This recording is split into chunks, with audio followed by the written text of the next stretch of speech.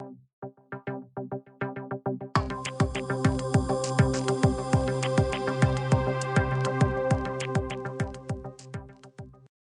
and welcome to a special Briefings Direct podcast coming to you from the 2017 SAP Ariba Live Conference in Las Vegas.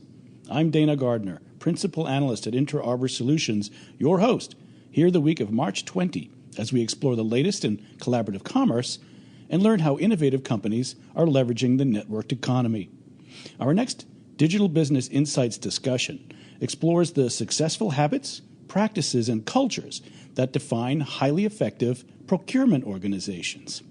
We'll now examine unique new research that identifies and measures how innovative companies have optimized their practices to overcome the many challenges facing business-to-business commerce. To learn more about the traits and best practices of the most successful procurement organizations, please join me now in welcoming our guest. We're here with Kay-Ree Lee. He's Director of Business Analytics and Insights at SAP Ariba. Welcome, Kay-Ree. Thank you, Dana. It's great to be here at Ariba Live. We're glad to have you. You know, procurement is more complex than ever. The supply chains stretch around the globe. Regulation is on the rise, and risk is heightened across many fronts. So innovative companies have figured out how to overcome many of these challenges, and you've uncovered some of their secrets through your annual benchmarking survey. Tell us about your research and your findings. Okay. Well, every year we launch a large benchmark program that combines a traditional survey with data from the procurement applications as well as business network. I'll share a few stats about this program. This past year, we had more than 200 customers participate, covering more than $400 billion in spend. What we then did is we analyzed the quantitative and qualitative responses of the survey and identified the intersection between those responses for top performers compared to average performers to draw correlations between what top performers did well and the practices that drove those achievements. Okay. How is this different? What's changed? What are you seeing as sort of long-term trends? Okay. There are three things that are quite different from when we talked about this in the past year. The number one trend that we saw was that digital procurement is gaining momentum quickly. A lot of organizations are now offering self-service tools to their internal stakeholders. And these self-service tools really enable the user to evaluate and compare item specifications and purchase items in an electronic marketplace, which allows them to operate 24/7 around the clock. They're also utilizing digital networks to reach and collaborate with others on a large scale. The second trend that we saw from the data was that risk management is really an area that most organizations know is important and critical. But what they are not aware of is that for an average company, a large proportion of their spend is not managed. And if this spend remains unmanaged, then you're probably not managing the risk for this unmanaged spend. And so what happens when something unexpected occurs to the non-managed spend? And then the third trend that we saw from the data is compliance management is what will help organizations deliver savings to the bottom line.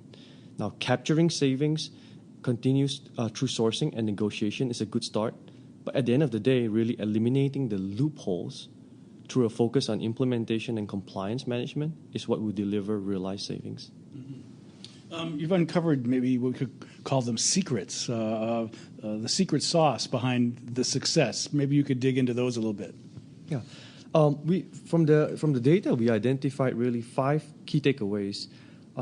We see procurement organizations continue to expand their sphere of influence to greater depth and quality. Now, this is important because it shows that the procurement organization and the work we do matters to a lot of organizations. Right? So the work is starting to matter more and more.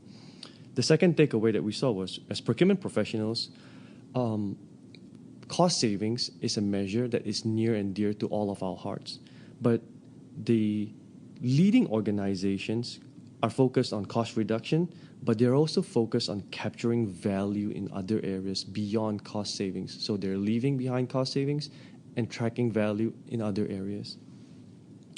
The third takeaway that we saw was that digital procurement is front and center in people's minds, and this was reflected in the transactional data that we extracted. I talked about risk management earlier, and it should be a key focus area instead of just tracking the news. And then I talked about the fifth one as well, which is compliance management really helps procurement to deliver bottom line savings by closing the different loopholes. All right. What are some of the best practices that are driving more of the strategic perspective that procurement is having in its companies? So, not just the looking at specific points of data, but qualitative, cultural types of takeaways. Culturally, procurement needs to be proactive in engaging the business. They should have a mentality of helping the business solve business problems as opposed to following a procurement process each time. Culturally, they should also focus on broadening the value proposition of procurement. So instead of, again, focusing on transactional or sourcing, we see leading organizations now focus more on contribution to revenue, perhaps, or involvement in product development or co-innovation, perhaps. So all of those skills are important to organizations from a cultural perspective as well. Mm-hmm. And focusing in on how technology is becoming more important, in many cases we see the use of technology having sort of a virtuous adoption cycle. That is to say, the more technology you use, the better you become at it, and the more technology you then pursue, and so on. Where are we seeing that, and how are those organizations that are highly technical able to have an advantage? Okay. Companies that adopt these practices are really able to elevate their procurement performance and achieve excellence. Now, this is also just a start, right? We see procurement organizations pivoting towards more advanced and futuristic concepts and leaving behind cost reduction and cost efficiency, right? Digital procurement utilizing electronic marketplaces, virtual catalogs, visibility into the life cycle of transactions, predictive risk management, and utilizing large volumes of data to improve decision-making are some of the key capabilities that benefit the bold and the future-minded. Right? This really enables the transformation of procurement and forms new roles and requirements for the future procurement organization. Of course, we're also seeing more analytics become available as we have more data-driven processes. Is there any indication in your research that procurement people are adopting more sort of data scientist types of thinking? How are they utilizing analysis more now that that data and analysis is available through the technology? Or perhaps they want it to be invisible. They want the technology to be driven to a user experience rather than them having to come up with queries and comb through results. You're right. The users of procurement data want insights. And I'll share a couple of companies that we're working with on. They're both actively researching, analyzing, and using their data to answer questions like, how do we validate that the prices we're paying is competitive in the marketplace? So after we source an event, we implement those categories. But how do we validate that those contracts and prices are really competitive, particularly in other regions of the world? How do we categorize our spend accurately if some of it or all of it or a lot of it is free form to ensure that we're using the right contracts with the right pricing? So if you can imagine, when people enter transactions in the system, not all of it is contract-based or catalog-based. There's a lot of free-form text. But how do you extract all of that data, cleanse it, mine it, make sense out of it to make informed business decisions and create insights? So this goes back to the managing compliance practice we talked about earlier. And they're also looking to answer questions like, how do we scale supplier risk management to manage all suppliers systematically as opposed to just managing your top-tier suppliers? So these two companies that are on the top of my mind and are really taking it further in terms of creating advantages that start to imbue excellence into modern procurement in their operations. Kairi, are we able to distill perhaps some recommendations now that you've been tracking this benchmark survey for a few years, looking at this year's results? What would you recommend that people do based on your findings? Okay. There are 3 or 4 different recommendations that we have. One is that we continue to see that procurement should expand their span of influence across the organization. The second one is really around capturing savings. And from a savings perspective, the recommendation we have is continue to track sourcing savings, because sourcing savings and cost reduction savings is important. But there are other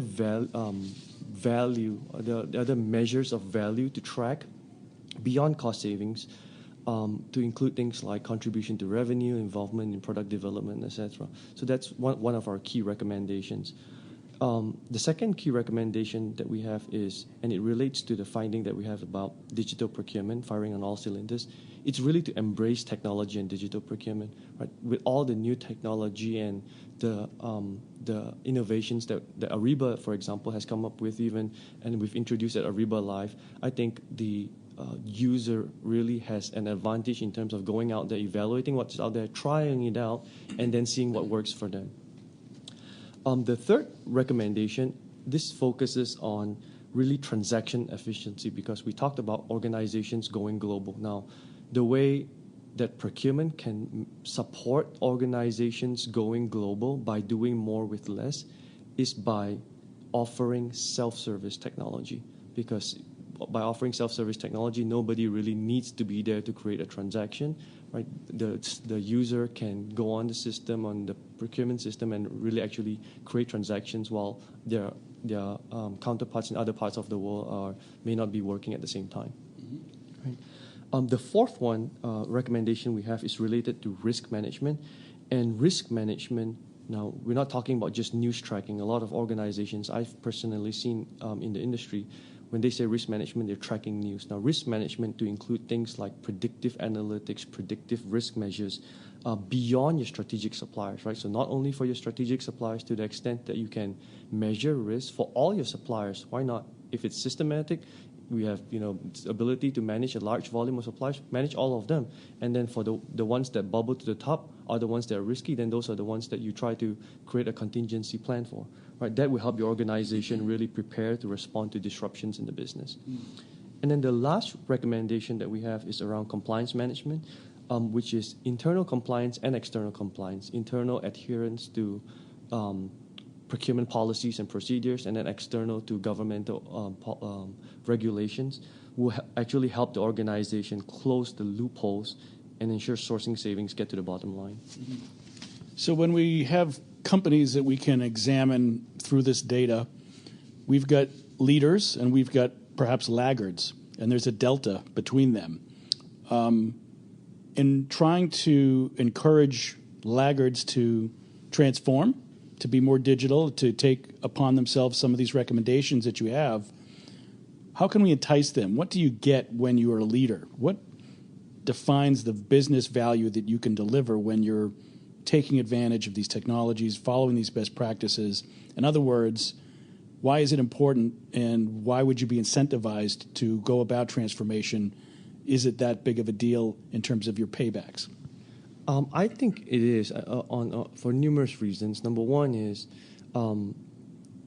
being a top performer, you attract a talent pool that would help your procurement organization perform better. Right. So if you look ahead, a lot of research has indicated that there may be a talent shortage in procurement. But as a top performer, if you go out and recruit, it may be easier to help recruit talent to the organization, because people want to do cool things. They want to do advanced things. They want to use advanced technology. Wrapping up, we're seeing some very new and compelling technologies here at Ariba Live 2017. More use of artificial intelligence, more use of bringing tools into a context so that they can be of use to procurement of people during a cycle or process.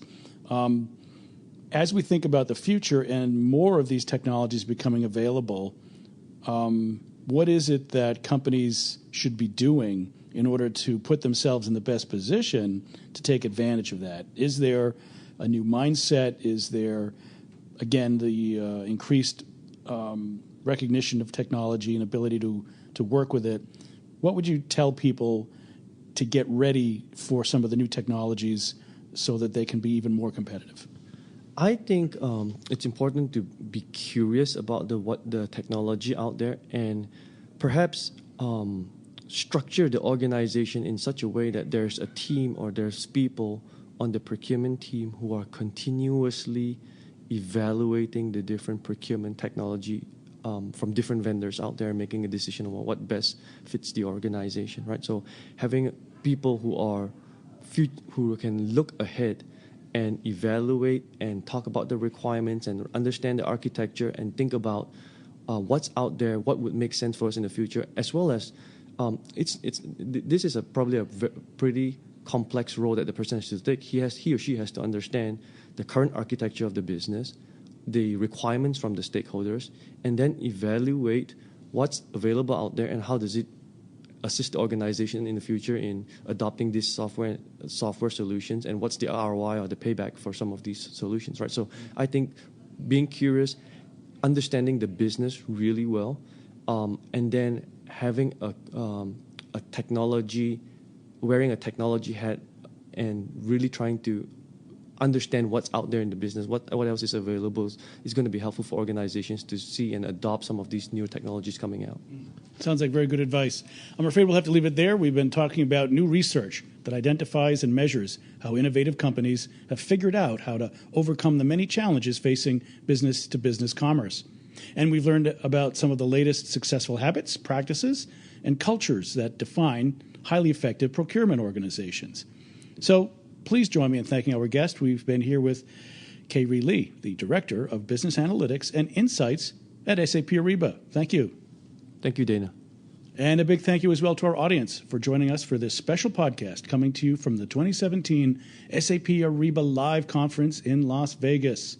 I'm Dana Gardner, Principal Analyst at Inter Arbor Solutions, your host throughout this series of SAP Ariba-sponsored Briefings Direct Digital Business Insights discussions. Thanks again for listening, and do come back next time.